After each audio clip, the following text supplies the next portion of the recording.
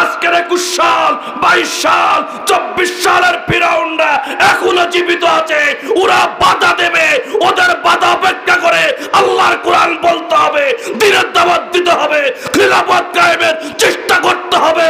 কোন রাম আর বাম আমাদের খিলাফত ঠেকাইতে পারবে না, পারবে না, পারবে না।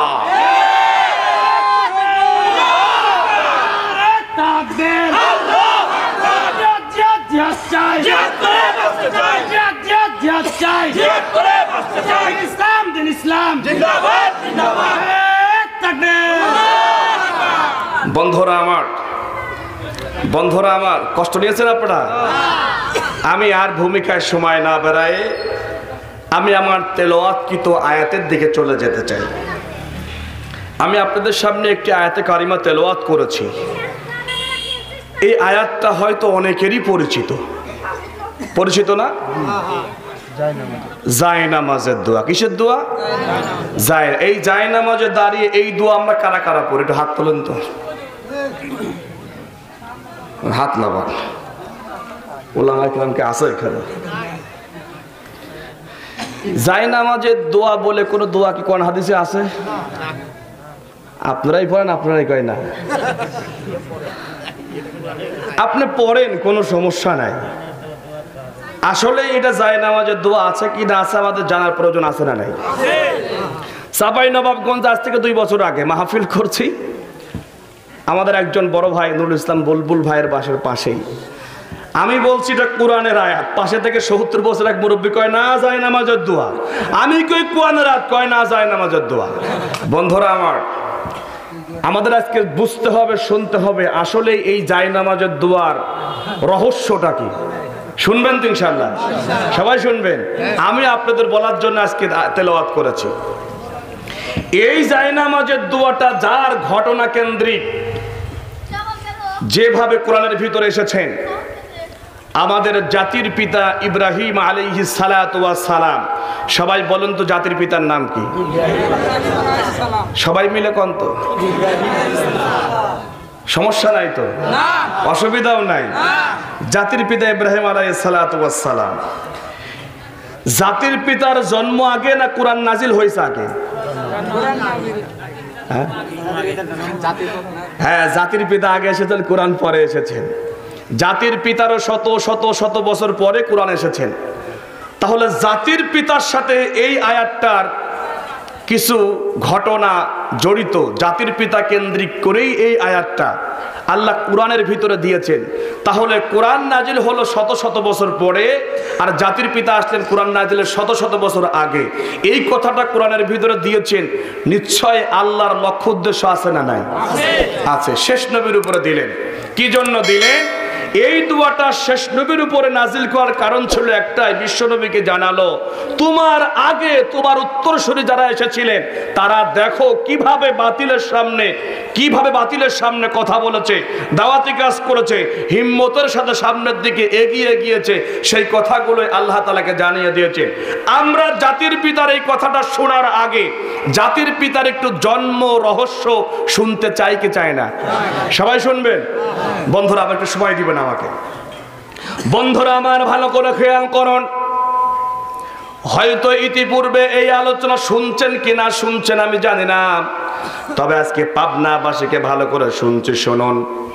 বাংলাদেশের প্রায় 99% মানুষ মসজিদে ঢুকলেই জায়নামাজে দাঁড়িয়ে এই দোয়াটা পড়ি।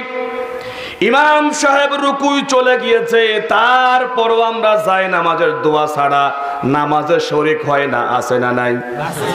ইমাম সাহেব সিজদায় চলে গিয়েছে, তারপরও জায়নামাজের দোয়া ছাড়া আমরা সিজদায় শরীক হয় না।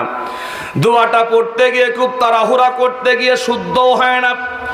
ও বন্ধু, আপনার জায়নামাজের দোয়াটা পড়া জরুরি না ইমাম সাহেব রুকুই গিয়েছে, সিজদায় গিয়েছে, আপনার রুকু সিজদা ধরা জরুরি?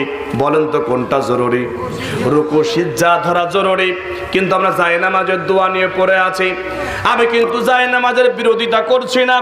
জায়নামাজের দোয়া পড়বেন কি না পড়বেন সামনের দিকে আলোচনা আগাচ্ছে, তারপরে বুঝবেন জায়নামাজের দোয়া আল্লাহ কোন জায়গা পাঠিয়েছেন। আমাদের জাতির পিতা আমার আব্বা ইব্রাহিম আলাইহিস সালাতু ওয়াস সালাম ও বন্ধু, ইব্রাহিম আমাদের পিতা, আমাদের আব্বা, আমাদের জাতির পিতা ঘোষণা করেছেন কে? আল্লাহ।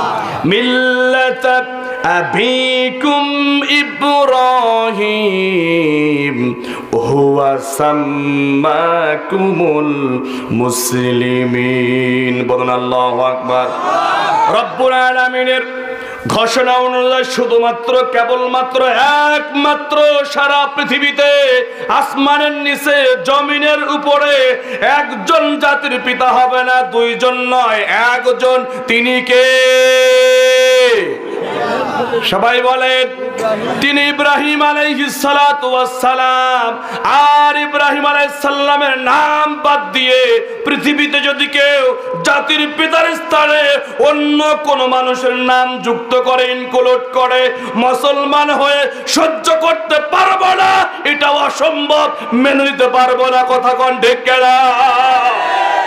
বন্ধুরা আমার, ইব্রাহিম আলাইহিস সালাতু ওয়াস সালামের জন্ম হয় নাই, এখনো পেটে আসি নাই, এখনো মায়ের গর্ভে আসি নাই।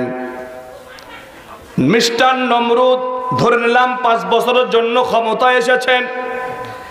নমরুদ 5 বছরের জন্য ক্ষমতার চেয়ারে বসেছেন। ক্ষমতার মেয়াদ যখন শেষের দিকে, যখন ক্ষমতার মেয়াদ শেষের দিকে যারা জোর করে জনগণের উপরে জুলুম করে ক্ষমতায় বসে থাকে, তারা ক্ষমতার চেয়ার হারাইতে চায় না আবারও চেয়ারে বসতে চায়?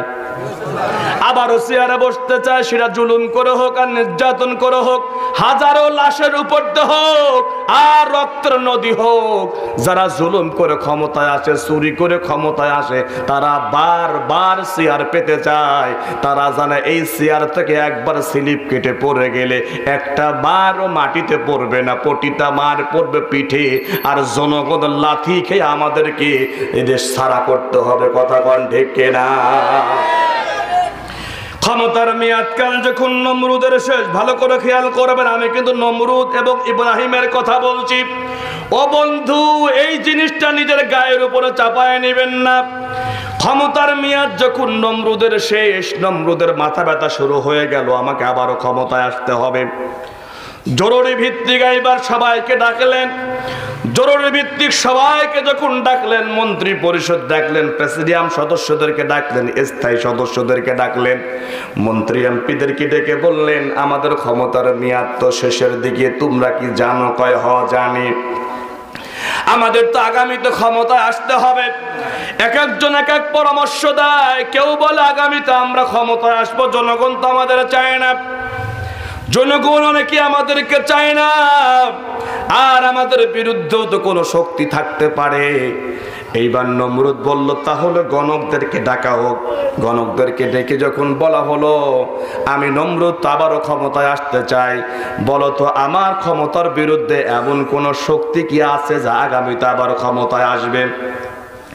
গণকরা বলছে, নেতাজি বর্তমান পৃথিবীতে এমন কেউ নেই যা আপনার বিরুদ্ধে ক্ষমতায় আসবে। তবে হ্যাঁ, আমরা দেখতে পাচ্ছি হয়তো আগামীতে এমন কেউ দুনিয়াতে জন্মগ্রহণ করবে যে আপনার বিরুদ্ধে আন্দোলন করবে, খিলাফত কায়েম করবে। আপনার ক্ষমতা হয়তো তার মাধ্যমে শেষ হয়ে যেতে পারে। সে কি দুনিয়ায় এসেছে? কয় না, আসি নাই। নমরুদ চিন্তায় পড়ে গেল, তাহলে কি করা যায়? এখনো দুনিয়ায় আসি নাই। নমরুদ ভয় পায়। কথা কন ঠিক কিনা? বন্ধুরা আমার, এইবার আজর, যিনি ইব্রাহিমের বাবা আজর, এই আজর তখন বুদ্ধি পরামর্শ দিচ্ছে। আজর ছিল নমরুদের পার্সোনাল সেক্রেটারি এবং ওই সময়কার শিল্পপতি, এবং তার ফ্যাক্টরি ছিল মূর্তি বানানোর ফ্যাক্টরি। আজর বলছে, নেতাজি আমার কাছে তো 2টা বুদ্ধি আছে, আমার মাথায় 2টা বুদ্ধি আসছে। এই 2টা বুদ্ধি যদি আপনি খাটাইতে পারেন তাহলে হয়তো আপনার স্যার স্থায়ী হবে। আপনি যেটা স্বপ্ন দেখেছেন ডিজিটাল করবেন, ডিজিটাল থেকে স্মার্ট গঠন করবেন, আমার 2টা শুধু পরামর্শ নেবেন। এই 2টা পরামর্শ নিলে আপনার নির্দিষ্ট সাল পর্যন্ত পৌঁছাইতে পারবেন। ও নেতা নমরুদ, আপনি এটা শুনুন। এইবার নমরুদ কয়, তুমি দ্রুত বলো 2টা সিদ্ধান্ত কি? কয়, নাম্বার 1 সিদ্ধান্ত হলো এই রাজ্যের ভিতরে যারা বিবাহিত আছে, কোন বিবাহিত পুরুষ এবং মহিলা একসঙ্গে আজকে থেকে আর ঘুমাইতে পারবে না, আর নতুন করে কেউ বিবাহের পিঁড়িতে বসতে পারবে না। এই দুটোটা আইনি জাতির জন্য রহমত না গজব? সবাই বলেন রহমত না গজব? এইবার মন্ত্রী এমপিরা কয় এটা মানতে রাজি না, এটা মানতে রাজি না, স্ত্রী কাছে আবার যাওয়া যাবে না, ছেলে মেয়ে বিয়ে দিব না। নমরুদ কয় মানতে রাজি না হইলে তোমার দল থেকে ছাঁটাই করব, দলের সিদ্ধান্ত মানতেই হবে, আমরা আসতে চাই ক্ষমতায়, তোমরা স্ত্রী কাছে যাওয়া যাবে না, এটা করা যাবে না। আজর বলেছেন হ্যাঁ আমিও চিন্তা করেছি, এই দুইটা সিদ্ধান্তই আমার আগামী দিনে ক্ষমতায় রাখার জন্য সবচেয়ে বড় ভূমিকা পালন করবে। ও পাবনার মুসলমান, আমি বলতে চাই স্বামী স্ত্রী একসাথে শোয়া যাবে না, নতুন করে বিয়ের পিঁড়িতে বসা যাবে না। এত জুলুমের ভিতর থেকেও আমার আল্লাহর ক্ষমতা আছে না নাই?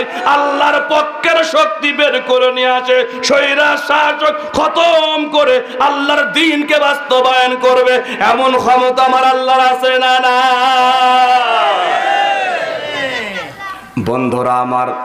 বন্ধুরা আমার তাহলে শুনুন, যখন আইন পাশ হয়ে গেল,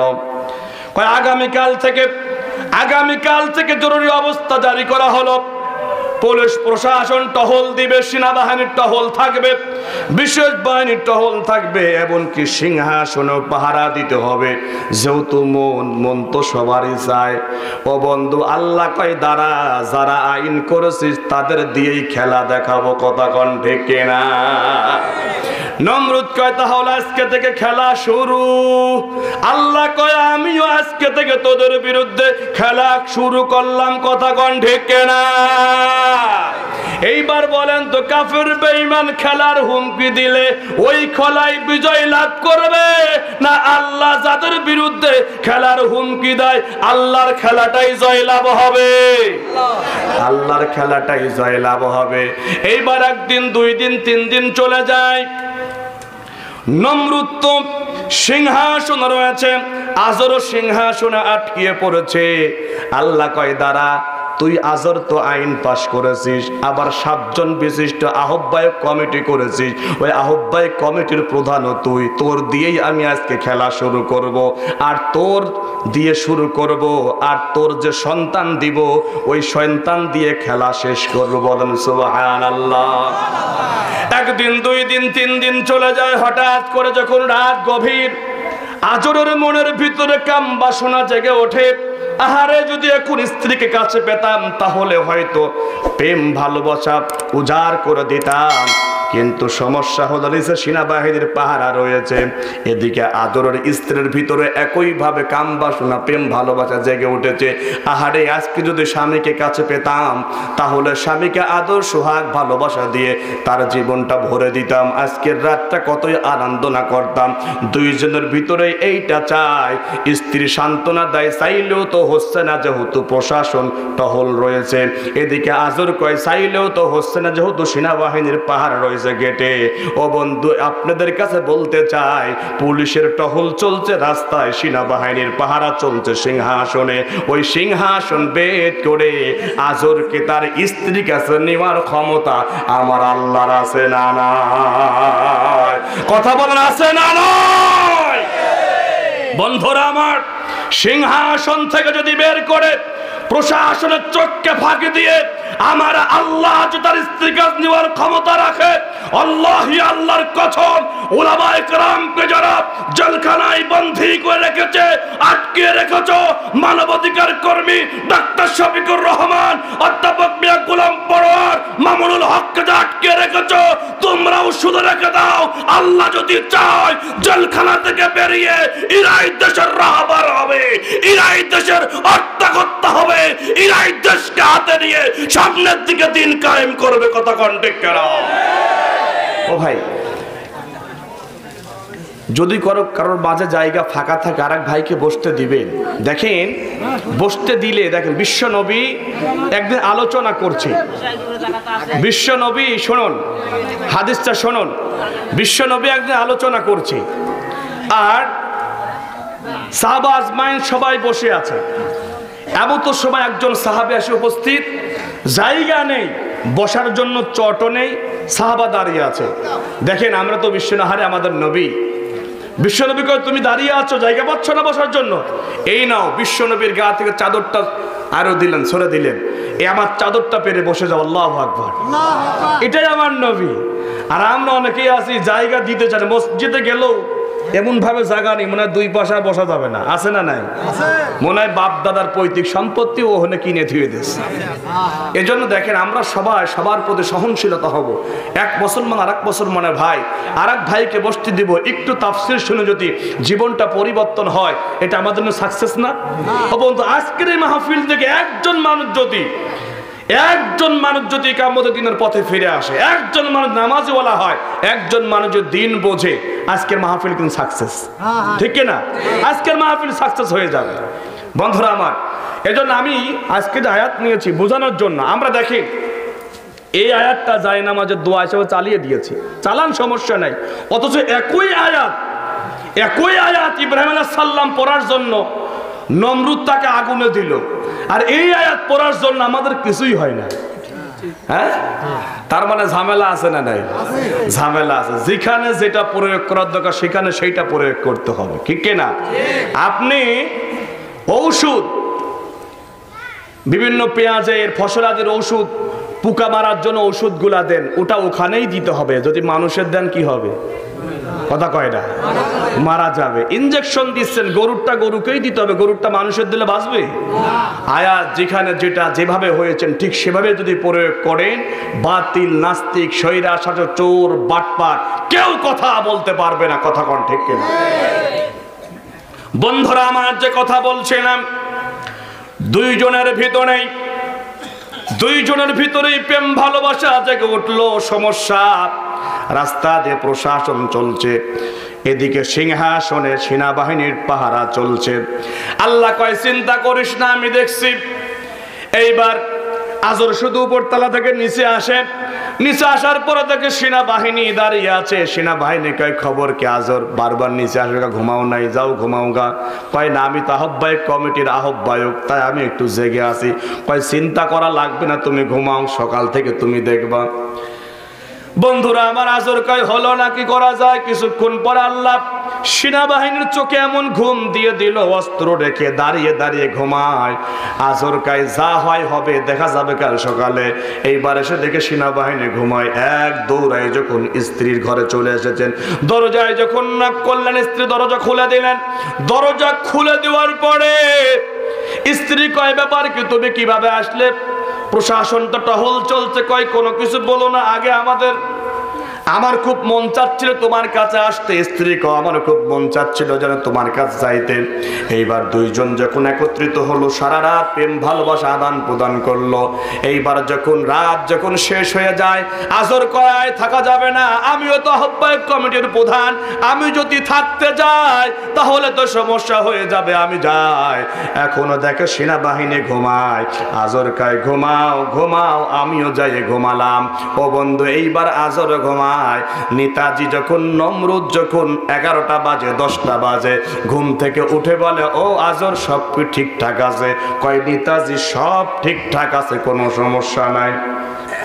আসলেই তো ঠিকঠাক আছে, ঠিক কিনা? ও বন্ধু, নেতাজির ঘুম ভাঙে 11টার সময়। এরকম নেতা আছে না নাই? কর্মী ফজরের সালাত আদায় করে নেতার বাড়ির সামনে যায়, গেটটা আটকে 2-4টা কুকুর বসে আছে। নেতাজি গেট খোলে না, উনার মাথায় টুপি, মুখেও দাঁড়িয়ে আছে। উনি নেতাজির কর্মী, উনিও কুকুরের সাথে বসে থাকে 8টা-9টা পর্যন্ত, গেট খোলে না।